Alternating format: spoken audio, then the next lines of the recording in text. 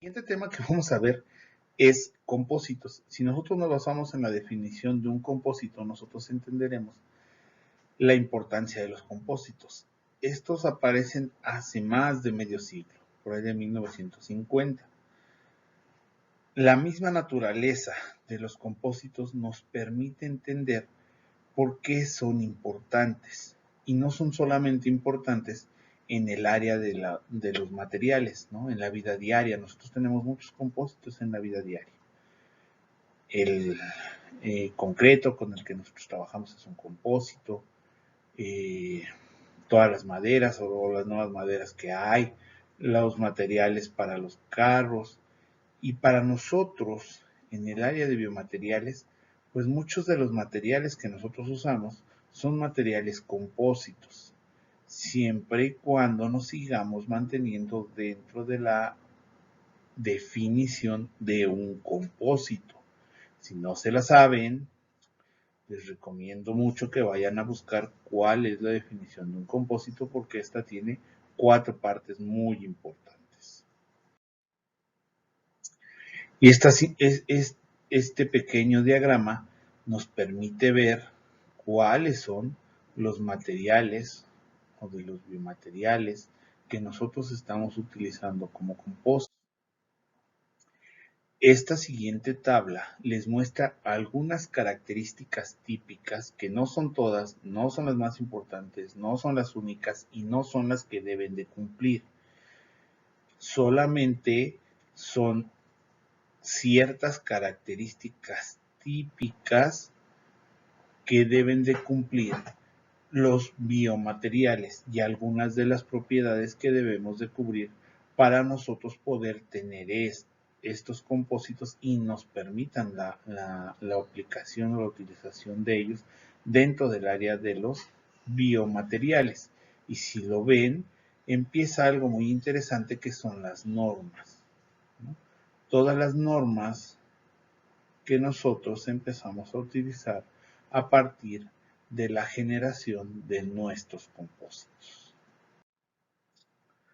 De los compósitos más importantes y más utilizados, si ustedes recuerdan sus clases de materiales, tenemos 3 tipos de materiales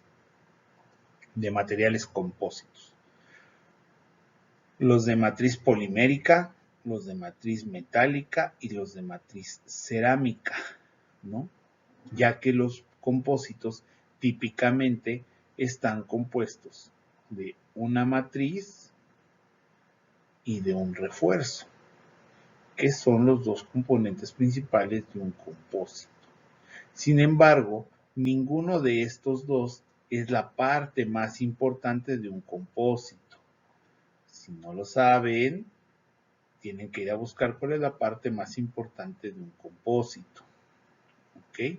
Los compósitos en general son muy utilizados. De hecho, los más utilizados son los de matriz polimérica, refuerzo polimérico.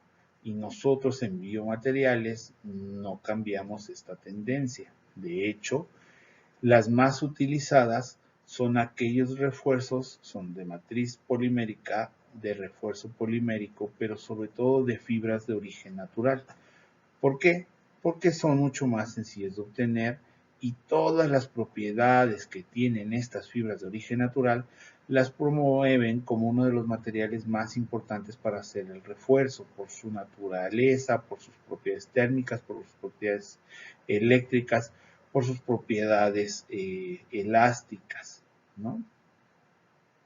Pero también existen muchos compuestos metálicos y alguno que otro compuesto cerámico, que si ustedes ven esta parte o esta parte de la tabla en donde nosotros estamos viendo la parte de ciencia de materiales, nosotros podemos ver que los menos utilizados son cerámico, ¿no? Y los más utilizados son polímero. Esta misma tendencia es la que ocurre en ciencia de biomateriales. ¿Y todo esto por qué?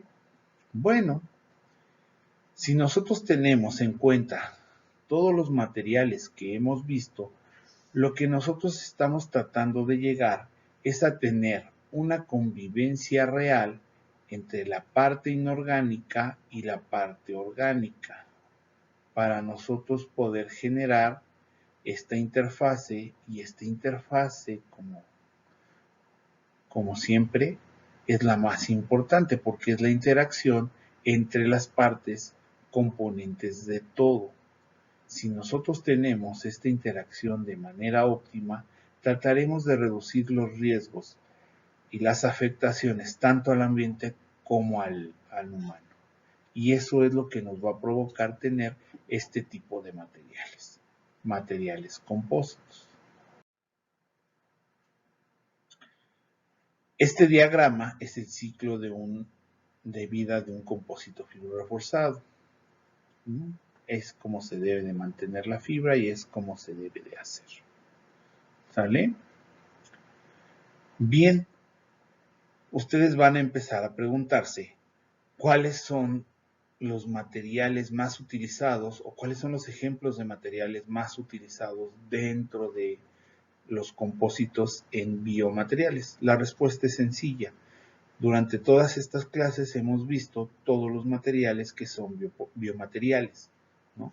Biomateriales metálicos, biomateriales cerámicos, biomateriales poliméricos, además de haber visto bioelementos.